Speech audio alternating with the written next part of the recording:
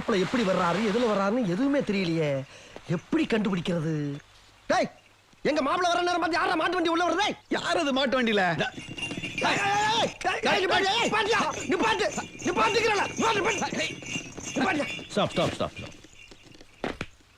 ஒரு பெரிய மனுஷன் சொல்லிட்டு இருக்க, நீ பாட்டு பூந்து உள்ள வந்துகிட்டு இருக்க.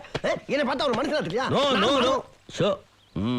ஹலோ, யாருப்பா நீ? என் மாப்பிள்ள வர நேரத்துல மாட்டு வண்டியில வந்து இறங்குற? சென்னையில கஸ்தூரி அம்மாவோட மாட்டு வழியா வருவாரு பார்த்தா மாட்டு வண்டியில எளிமையா வந்திருக்காரு. இத பாருங்க, நான் உங்க மாப்பிள்ளை இல்ல. அது சரி, கல்யாணம் ஆனாதான மாப்பிள்ள, கல்யாணம் ஆகாம எப்படி? ஜோக்கா ஜோக்கா, நான் உங்க மாப்பிள்ளை இல்ல. அதாவது வந்து அதான் வந்துட்டீங்களே. ஐயோ, இவங்களை எப்படி புரிய வைக்கிறது? இத பாருங்க, நான் செந்தில்நாதனுடைய நண்பன், பேரு சரவணா. எல்லாத்தையும் போன்ல விவரமா சொல்றதுக்குள்ள லைன் கட் ஆயிடுச்சு. ரோடு கான்ட்ராக்ட் வேலையா உங்க ஊருக்கு வர போறேன் அவன். உங்க வீட்டுல தங்க வெக்கப்பட்டுக்கிட்டு எதை வேணாலும் சொல்லுவான், சொல்றதெல்லாம் நம்பிடாதீங்கன்னு ஒரு வாரத்துக்கு முன்னாடியே உங்க அம்மா எங்க அக்காவுக்கு தகவல் அனுப்பிட்டாங்க. இதையெல்லாம் எங்க அக்கா எங்க கிட்ட விவரமா சொல்லிட்டு தான் பிரியாவை கூட்டிக்கிட்டு குலதெய்வம் கோயிலுக்கு போயிருக்காங்க. அதனால மாப்பு இத்தோட உங்க ரீல் ஸ்டாப். ஓஹோ, தண்டச்சோரா? என்ன லுக்கு போறா வெளிய.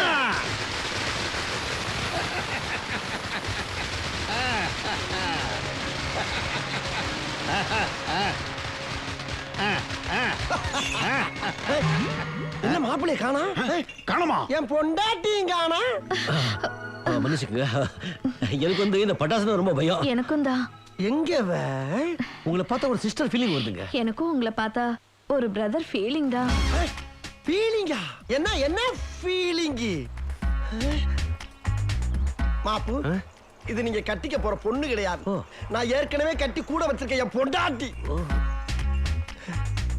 8 வருஷமா நமக்கு பிள்ளை இல்லைங்கிறது உண்மைதான். அதுக்காண்டி உன் ஃபீலிங்க பூரா இவன் பக்கம் திருப்பிடாதடி சொன்னா. ஐயோ, 8 வருஷமா உங்களுக்கு சொன்னவங்க குழந்தை கிடையாது. மனசுக்குள்ள நினைச்சத பேரோட சொல்றாரு. அம்மா, சும்மா ஸ்ரீதேவி மாதிரி இருக்கேன். போதும், மறுபடியும் சொல்றேன், மை ஒய்ஃப். மாப்பிள்ள, அங்க என்ன சின்ன மாமா கிட்ட பேச்சு? விட்டா 4 பூரா பேசிட்டு இருப்பான். இங்க வாங்க. பாய். ஆஹா, இவன் நம்ம மாப்பிள்ளை ஆச்சின் சரவடி வச்சா இவன் நமக்கே வெடிகுண்டுல வைக்கிறான். ஓவரா வர்ணிக்கிறான். மாப்பிள்ள, ஐயோ, அவ்வளவு தூரம் மாட்டு வண்டியில வந்தது அசதியா இருக்கும். போய் குளிச்சிட்டு ரெஸ்ட் எடுங்க போங்க. என்ன என்ன என்ன என்ன அண்ணே, இவன் வேண்டாம்னு. எதுக்கு? இவன் நம்ம வீட்டுக்கு வேண்டவே வேண்டாம். இவனை உள்ள நுழைய விட்ட நம்ம பல பேரை இழக்க வேண்டியிருக்கும். ஜாக்கிரதை. வளராதடா. உளறனா?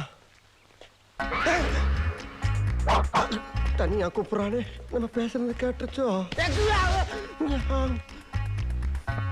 நான் இங்க தங்குறது உங்களுக்கு பிடிக்கல இல்ல?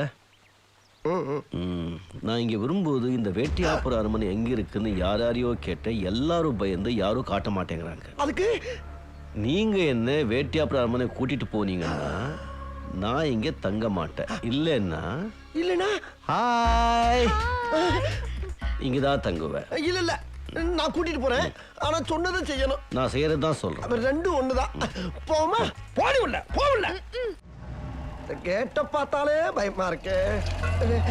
இதான் மாப்பிள்ள, நீங்க கேட்ட வேட்டையாபுரம் அரண்மனை பார்த்தாச்சுல. இப்படி ஊருக்கு போங்க. கையெடுங்க. ஏன் சைக்கிள்ல போறீங்களா? உள்ள வாங்க. எங்க மாப்பிள்ள? வாங்க உள்ள போலாம். மாப்பிள்ள, நான் அங்கேயே உள்ள வர மாட்டேன்னு சத்தியம் பண்ணி தான் கூட வந்திருக்கேன். அதே மாதிரி ஒரு பெரிய மனுஷனை கட்டாயப்படுத்தி உள்ள எடுத்துட்டு போறது அவ்வளவு நல்லது இல்ல மாப்பிள்ள. சொல்லி கூப்பிட்டா நீ வரமாட்டே, சொல்லாம இழுத்தனால தான் நீ வந்த. நீயா? ஆமாயா. யாவா? ஆமாடா. தாவா? கழுத வயசாவது உள்ள வரது பயப்படுற உனக்கு எதுக்கு மரியாதை? நீ கெட்ட வார்த்தையில திட்டாலும் நான் உள்ள வர. ஆமா, இங்க தான் தனியா ஒரு வீடு. சொல்ல மாட்டேன். சொல்லணா? தோட்டக்கார கிழவன் இருந்தாலும் பேத்தி இருக்காங்க. அவங்களே இங்க இருக்கும்போது உனக்கு என்ன பயம்? அவங்க இதுக்குள்ள மட்டும் தானே இருப்பாங்க, அதுக்குள்ள போக மாட்டாங்கல்ல. நாம போவோம். மாப்பிள்ள, நீ வேணா பட்டவா மாப்பிள்ள, நான் வேணா ஊருக்கு போறேன் மாப்பிள்ள. ஏய், அங்க என்ன கயிறும் கட்டியா தொங்குது? பெயிண்டிங் வேலை நடக்குது. ஓ, அப்ப உள்ள பெயிண்டர்ஸ் இருக்காங்களா? ஒரே ஒருத்தர் இருக்கான். அவன் பேர் கோபாலு. 1 மாசமா அடிச்சுக்கிட்டு இருக்கான். ஒரே ஒருத்தர் 1 மாசமா உள்ள தைரியமா இருக்கா. நம்ம 2 பேரும் உள்ள போறதுக்கு பயப்படுறோம். அவன் வெளியூர்ல, உள்ளூர் மேட்டர் தெரிஞ்சா கிழிஞ்சிராது.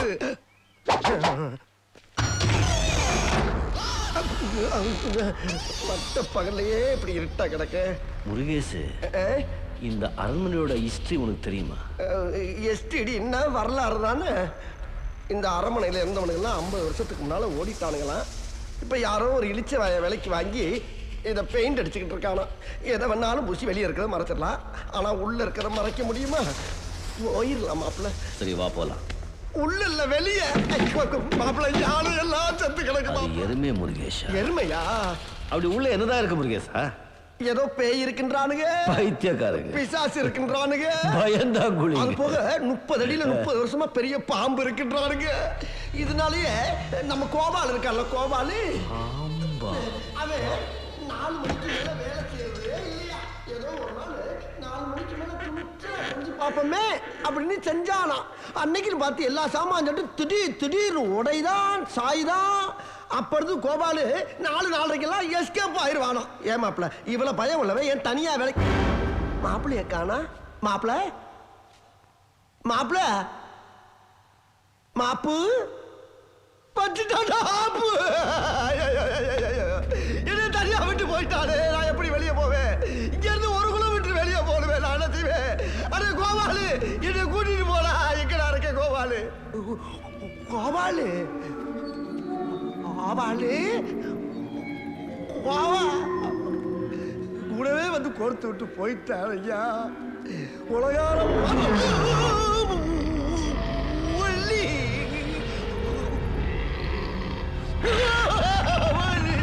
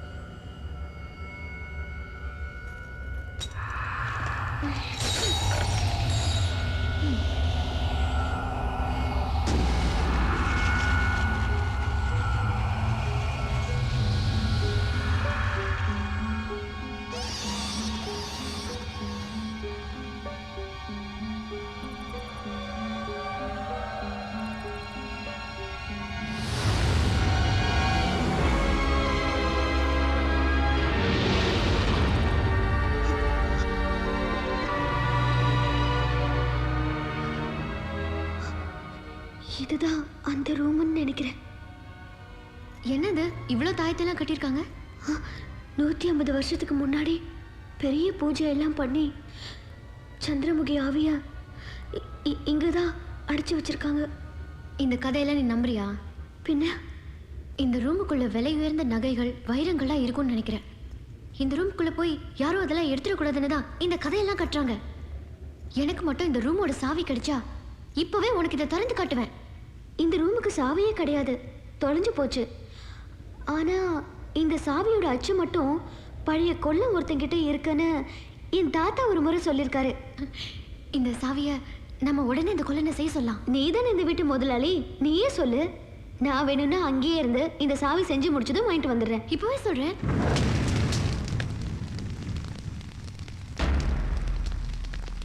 கங்கா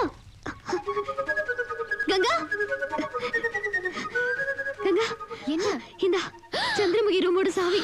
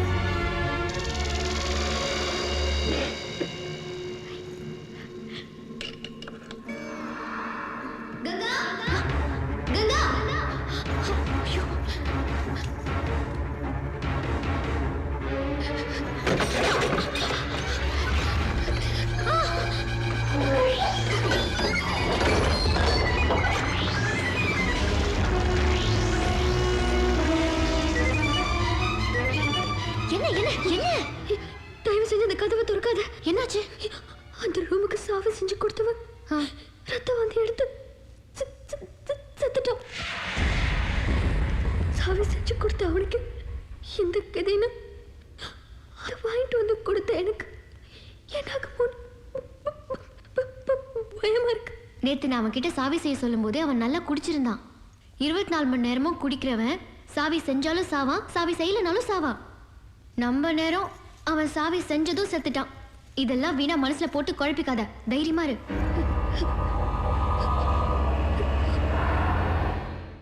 ஹலோ சரவணன், சரவணன் எந்திரிங்க.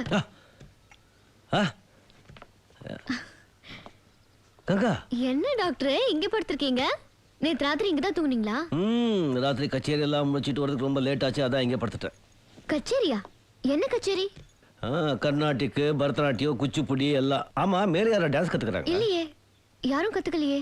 துர்கா கிட்ட தான் பசங்க பாட்டு கத்துக்கிறாங்க, அதுவும் பகல்ல. ராத்திரியில யாரு டான்ஸ் ஆடுறாங்க? அப்போ நேத்து ராத்திரி அந்த தெற்கே இருக்கிற ரூம்ல பாடினது, சலங்கை கட்டி ஆடினது எல்லாம் யாரு? சலங்க கட்டியா? ஆமா. சரவணா, அதை நீங்க உண்மையிலே கேட்டீங்களா? என் காதால கேட்டேன்னு சொன்னேன்ல. அப்புறம் அந்த அரை கதவை திறக்க முயற்சி பண்ண, ஆனா உள்பக்கமா யாரோ பூட்டிருந்தாங்க. பூட்டியா? சான்ஸே இல்ல. நான் இந்த ரூம் கதவை திறந்ததுக்கு அப்புறம் யார் அதை பூட்ட போறாங்க? அதுவும் இல்லாம யாரும் அந்த பக்கம் போகவே மாட்டாங்க. அப்படியா? பின்ன அப்போ இந்த டான்ஸ் பண்ற மாதிரி, பாட்டு பாடுற மாதிரி இந்த சத்தம் எல்லாம் பிரமையா? எனக்கா தோணுதா? சரி, நான் டீ அப்புறம் சாப்பிடுறேன். மேலே போய் அங்க என்ன இருக்குன்னு பார்த்துட்டு வரலாம். ஐயோ, நான் வரல. ஏன்? ஏற்கனவே நான் அந்த ரூம்குள்ள போனதுனால தான் பெரிய பிரச்சனை உருவாயிடுச்சுன்னு எல்லாருமே சொல்றாங்க. நான் தான் கூட இருக்கேன்ல, ஏன் பயப்படுற? வா, நீ ஐயோ, வா, டீ டாக்டர். அப்புறம் சாப்பிடுறேன். வா வா வா வா வா. ஓகே. பாத்தீங்களா, கதவு பூட்டல. ஆமா, பூட்ல. இதான் அந்த வேட்டியான் ராஜாவோட அறையா? ரசிக எப்படி வாழ்ந்திருக்கான் பாரு. சும்மா படம் இருந்தா போதுமா? எவரது? இவன் தான் வேட்டியான் ராஜாவா? பார்த்தாலே தெரியுது மோசமான ஆளுன்னு. ஆமா, அந்த பாட்டி ரூம் எங்க? யாரு? அதான் இவருடைய செட்டப். சந்திரமுகியா? வாங்க காட்டுறேன்.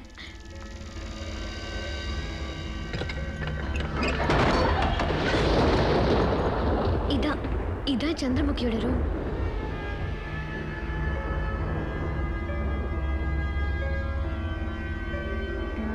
சந்திரமுகி காரு. இவளை அந்த ராஜா கொன்னதுல தப்பே இல்லை. ஏன் இப்படி சொல்றீங்க? என்ன கண்ணு, என்ன மூக்கு, என்ன இடுப்பு, என்ன களைப்பாரு. இந்த மாதிரி ஒரு பேரழகிய இன்னொருத்தனுக்கு எவன் விட்டு கொடுப்பான்? நீங்க இந்த டான்சர் குணசேகரன் தங்கி இருந்த வீட பார்த்தது இல்லைல்ல? எந்த குணசேகரன்? ஓ, இவருடைய ஆளு. ஆக காட்டுறேன். அது பாருங்க, அந்த வீடுதான். ஓஹோ, இங்கிருந்தா சந்திரமுகி தன் காதலன் குணசேகரன் ராரா சரசக்கு ராரா அப்படின்னு டாவடிச்சாளா? நீங்க சந்திரமுகியோட ட்ரெஸ், நகை எல்லாம் பார்க்க வேணாமா? வாங்க காட்டுறேன். என்ன வெயிட்டுடா சாமி. சந்திரமுகியோட புடவை. வாங்க, நகையெல்லாம் காட்டுறேன். ஒட்டியானம், காசு மாலை, நெத்தி சுட்டி, இது சலங்கு. சலங்கு ஒண்ணுதானே இருக்கு, இன்னொன்னு எங்க போச்சு? ஹலோ மேடம், எங்கே போயிட்டு போகுது? இங்கதான் எங்கேயாவது இருக்கும். ஐயோ, எனக்காக நீங்க கஷ்டப்பட்டு கொண்டு வந்துட்டு அரைட போகுது. வாங்க சாப்பிடலாம். வாங்க வாங்க. அன்னைக்கு பார்க்கும்போது 2 சலங்கையும் இங்க தானே இருந்துச்சு, இன்னொன்னு எங்க போச்சு? நான் சொல்ல போற விஷயத்தை மனசை கொஞ்சம் திடப்படுத்திட்டு கேளு செந்தில். இங்க நடக்கிற எல்லா பிரச்சனைக்கும் காரணம் நீங்க எல்லாம் நினைக்கிற மாதிரி துர்காவோ இல்லை வேற யாரோ அல்ல. சந்திரமுகியால பாதிக்கப்பட்டிருக்கிறது உன் மனைவி கங்கா தான். நீ எனக்கு ஃபோன் பண்ணி என்னை இங்கே மறுபடியும் வர வச்சப்போ இந்த வீட்டில் நடக்கிற எல்லா சம்பவங்களுக்கும் துர்கா தான் காரணம்னு சொன்னேன். ஆனால் நான் இங்கே வந்த அன்னைக்கே தெரிஞ்சுக்கிட்டேன் இங்கே நடக்கிற சம்பவங்களுக்கும் துர்காவுக்கும் எந்த சம்பந்தமும் இல்லைன்னு. ஆனால் இந்த வீட்டில் ராத்திரி 12 மணிக்கு மேலே சந்திரமுகி ரூமில் யாரோ பாடுறதும் சலங்கை கட்டி ஆடுறதும் நான் கேட்டேன். என்னுடைய சத்தம் கேட்ட உடனே அந்த சத்தம் நின்றுடுச்சு. இந்த மாதிரி எல்லாம் இந்த வீட்டில் யார் செய்கிறாங்கன்னு கண்டுபிடிக்க நான் முயற்சி பண்ணேன். அந்த மாதிரி நேரத்தில் தான் ஒரு நாள் உன் மனைவி கங்காவை நான் சந்திரமுகி அறை கூட்டிட்டு போனேன். அந்த அறையில தான் அவன் முகத்தில் ஒரு வித்தியாசமான மாற்றத்தை நான் கவனிச்சேன். அது வரைக்கும் கங்காவை அந்த மாதிரி ஒரு நிலையில நான் பார்த்ததே இல்லை. சிவாஜின சைக்கிக் வைப்ரேஷன். அந்த நிமிஷமே எனக்கு புரிஞ்சு போச்சு, சந்திரமுகியால பாதிக்கப்பட்டிருக்கிறது வேற யாரும் இல்லை, கங்காதான். இதை மறுபடியும் உறுதிப்படுத்திக்கத்தா காணாம போன சந்திரமுகியோட சலங்கியை கங்கா கிட்ட காட்டி அது சந்திரமுகியோட சலங்கியே இல்லைன்னு வேணும்னே போய் சொன்னேன். கங்கா இதை பத்தி உனக்கு ஒன்றும் தெரியாது, இது அது இல்லை. அப்போ கோபத்துல சில வினாடிகள் கங்கா சந்திரமுகியா மாறினதை நான் பார்த்தேன். கங்கா இதை பத்தி உனக்கு ஒரு மண்ணும் தெரியாது. Okay okay okay relax relax. இதுக்கே எவ்வளோ டென்ஷன் ஆகுற? ஆமா செந்தில், கங்கா அப்பப்போ சந்திரமுகியா மாறுறான். இதுதான் அவளுக்கு ஏற்பட்டிருக்கிற வியாதி. நாம பத்திரிகைகளில் படிக்கலையா, 20 வயசு பொண்ணு 60 வயசு கிழவி மாதிரி பேசுறா, 5 வயசு பையன் இறந்து போன தாத்தா மாதிரி நடந்துக்கிறான்னு. இதுவும் அதே மாதிரி தான். இது எங்க மருத்துவ ரீதியில சொன்னா ஸ்பிளிட் பர்சனாலிட்டி, அதாவது ஒருவர் இன்னொருவரா மாறும் தன்மை, எ பொசிஷன் ஸ்டேட். கங்கா இந்த நோயால தான் பாதிக்கப்பட்டிருக்கா.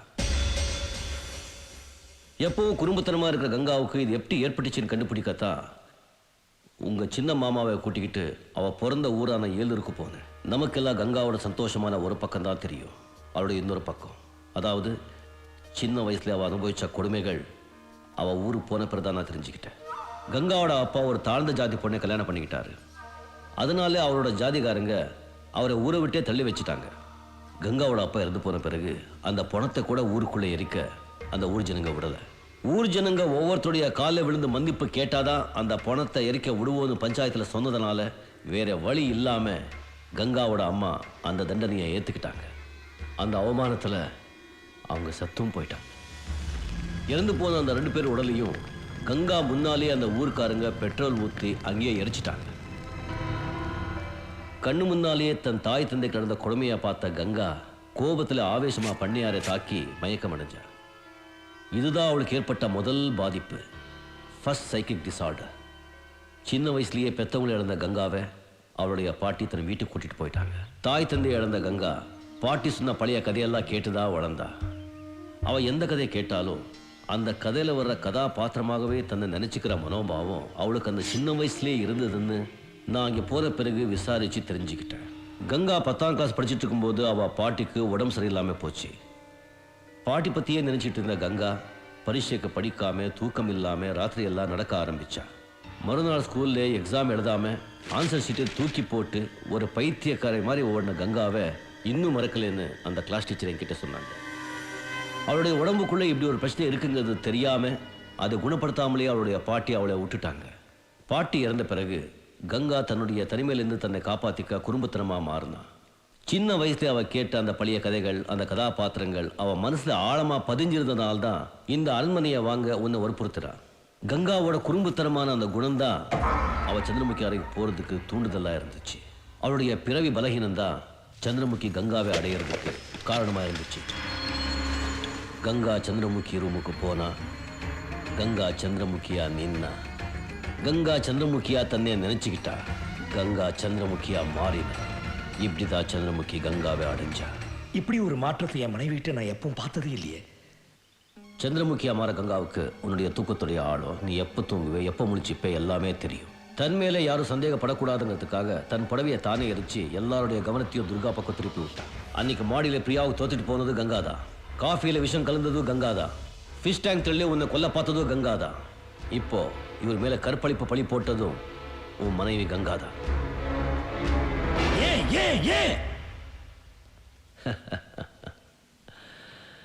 செந்தில் கங்கா சந்திரமுகியா மாறும்போது அவ தன் காதலன் குணசேகரன் நான் நினைக்கிறது இப்போ அதே குணசேகரன் வீட்டில் குடியிருக்கிற இந்த விஸ்வநாதனை தான். பிரியா இவரை கல்யாணம் பண்ணிக்க கூடாதுங்கிறதுக்காகத்தான் அன்னைக்கு பிரியாவை கொலை பண்ண முயற்சி பண்ணான். நிச்சயதார்த்தம் முடிஞ்ச பிறகு இவர் மேல இப்படி ஒரு பழி சுமத்துனா இந்த கல்யாணம் நின்றுடுங்கிறதுக்காகத்தான் நேத்து அப்படி நடந்துக்கிட்டான். சரி, என்ன எதுக்கு 2 முறை கொலை பண்ண பார்த்தா? கங்கா சந்திரமுகியா மாறும்போது அவ தன் காதலன் குணசேகரனா நினைக்கிற இந்த விஸ்வநாதனை அடையிறதுக்கு இடைஞ்சலா இருக்கிறது யாரு? கங்காவோட புருஷன் நீ. அதனால்தான் உன்னை சாவடிக்கணும்னு 2 தடவை முயற்சி பண்ண.